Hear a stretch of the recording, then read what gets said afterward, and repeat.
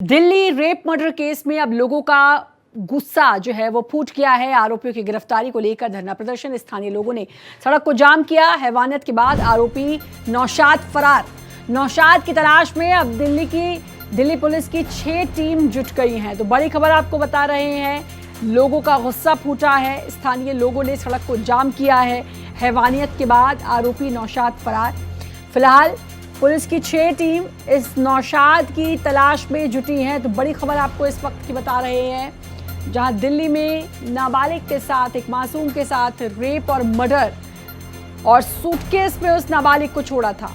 फिलहाल स्थानीय लोगों ने सड़क को जाम किया है। नौशाद नाम बताया जा रहा है आरोपी का, और अब इस नौशाद की तलाश में पुलिस की 6 टीमें जुट गई हैं। लेकिन इसके बाद बहुत बड़ा सवाल सुरक्षा पर आता है। महिलाएं और उसके बाद अब छोटे छोटे बच्चियां भी सेफ नहीं हैं, सुरक्षित नहीं हैं, और किस तरीके से उन छोटी बच्चियों के साथ दरिंदगी और हैवानियत की जाती है, ये अपने आप में एक बहुत बड़ा चिंता का विषय है। और अब लोगों का गुस्सा सड़क पर फूटा है। नौशाद नाम बताया जा रहा है उस हैवान का, फिलहाल फरार चल रहा है। 6 टीम पुलिस की जुट चुकी हैं इस नौशाद को गिरफ्तार करने के लिए, और धरना प्रदर्शन आरोपियों की गिरफ्तारी के लिए किया जा रहा है। तो बड़ी खबर इस वक्त की आपको बता दें, नौशाद की तलाश में पुलिस की 6 टीम्स जुट गई हैं। हैवानियत के बाद आरोपी नौशाद फरार है। फिलहाल उसको ढूंढा जा रहा है, लेकिन सबसे बड़ा सवाल सुरक्षा का है। जब बच्ची आई थी, हमने जैसा देखा तो उस टाइम मैंने कोशिश की थी पल्स चेक करने के लिए, पल्स हमें नहीं मिली। फिर मैंने हार्ट बीट चेक की तो हार्ट बीट भी नहीं थी। और जब मैंने पूछा लोगों से, लोग बता नहीं पा रहे थे, क्योंकि इमीडिएटली सब कुछ हुआ था। विद इन माइक्रो सेकेंड में वो आ गए यहाँ पर। जब मैंने बच्चे को देखा, कपड़े वगैरह देखा, तो उसकी जो वेजाइना का एरिया था, प्राइवेट पार्ट के सामने, कपड़े के अंदर से ब्लड अपेयर हो रहा था, स्पॉटिंग अपेयर हो रही थी। तो इमीडिएट मैंने उनको एडवाइस दिया। सामने राशिद भाई थे, हमारे राशिद भाई बड़े जिम्मेदार आदमी थे। उनसे मैंने कहा, राशिद भाई जल्दी अरेंज करो गाड़ी वगैरह। यहाँ से उन्होंने बाइक से निकाल दिया बच्ची को लेके गोद में। बच्ची डेड हो चुकी थी। मैंने कहा रास्ते में से ऑटो ले लेना, क्योंकि ट्रैफिक एरिया है तो ऑटो में टाइम लग जाएगा। वो विद इन 1 मिनट लेके चले गए यहाँ से, सेम टाइम पे। एग्जामिनेशन के बाद डॉक्टर्स ने उसको मृत घोषित कर दिया, और साथ ही उसमें सेक्सुअल असॉल्ट की भी बात सामने आई। उसके पश्चात सुसंगत धाराओं में मुकदमा दर्ज कर दिया गया दयालपुर थाने में। हत्या, बलात्कार और बलात्कार के उससे प्रयास में हो जाने वाली हत्या, इन धाराओं में मुकदमा दर्ज किया गया। हमने जो प्लेस ऑफ ऑकरेंस है उसको चिन्हित कर सील किया गया, और क्राइम और एफएसएल टीम के द्वारा उसको प्रोसेस करके वहाँ से एग्जिबिट्स इकट्ठा किए गए हैं, जो कि हमें इन्वेस्टिगेशन में सबूत के तौर पर इस्तेमाल किए जाएंगे। तो लोगों का गुस्सा फूटा है। मासूम के साथ पहले दरिंदगी और उसके बाद उसको मार दिया जाता है। सूटकेस में उसकी लाश मिलती है। डॉक्टर्स को आपने सुना ही, जैसा कि डॉक्टर ने बताया, कोशिश की, लेकिन तब तक जो बच्ची थी वो डेड हो चुकी थी। और पहले हैवानियत बच्ची के साथ, 9 साल बच्चे की उम्र बताई जा रही है, उसके बाद उसकी हत्या, और अब सड़कों पर आप लोगों को देख रहे हैं। मासूम के साथ दरिंदगी हुई और उसके बाद उसकी हत्या कर दी गई है। 9 साल की ये बच्ची थी, और इसके साथ इन हैवानों ने हैवानियत की है। सूटकेस में बेहोशी की हालत में ये मिली थी, और जब तक डॉक्टर्स ने बच्ची को देखा, समझा, तब तक वो डेड हो चुकी थी।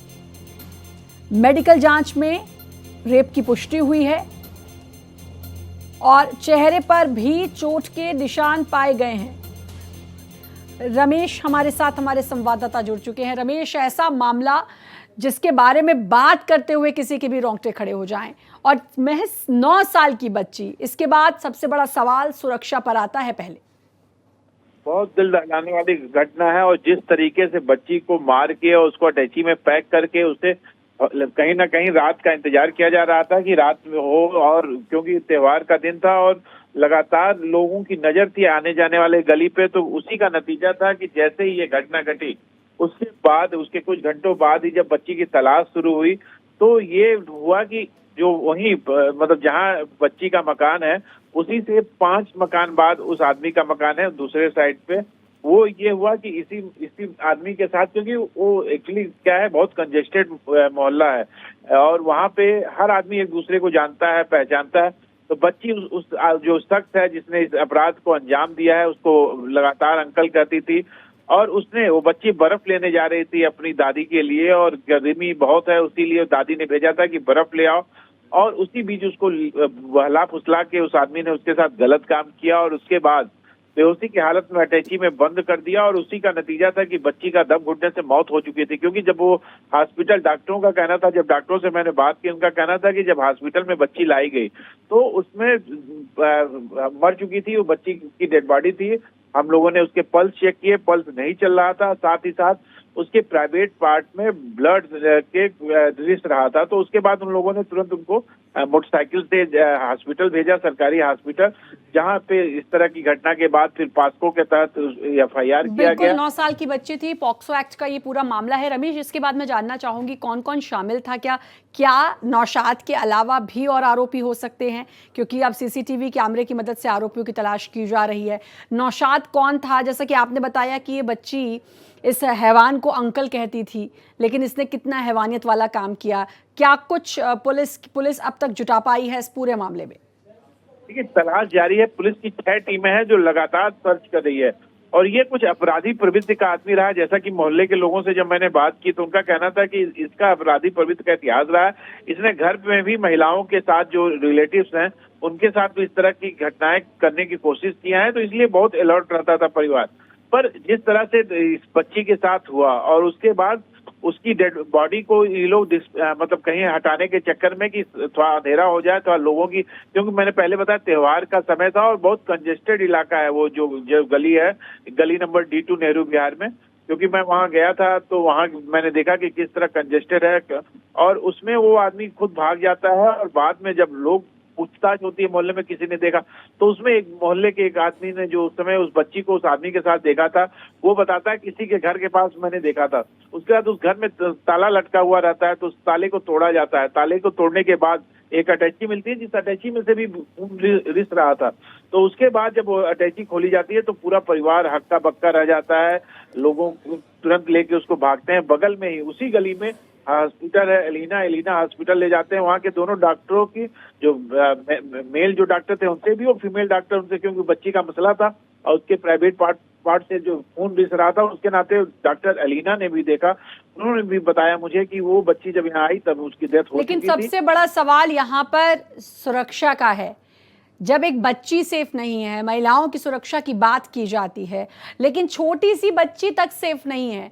और इस तरह के मामले इस बीच, रमेश, अगर आपने ध्यान दिया हो तो कई जगह से सामने आए हैं। यूपी से भी सामने आया है और भी कई जगह से इस तरह के मामले सामने आए हैं। और अब इस तरह के दरिंदे छोटी छोटी बच्चियों को निशाना बनाते हैं। बिल्कुल, आप देखिए कि बच्ची थी, बहुत ही मतलब उसके परिवार का लोगों का कहना था कि बच्ची अभी पूरा बोल भी नहीं पाती थी, बहुत छोटी बच्ची थी, 9 साल कंप्लीट नहीं किया था उस बच्ची ने। तो कहीं ना कहीं बहुत बिल्कुल, और अब देखना होगा कि पुलिस की ये 6 टीमें क्या कुछ करती हैं, कितनी जल्दी इस आरोपी, इस हैवान का पता लगाती हैं, इसको गिरफ्तार करती हैं। बहुत बहुत शुक्रिया आपका तमाम जानकारी देने के लिए।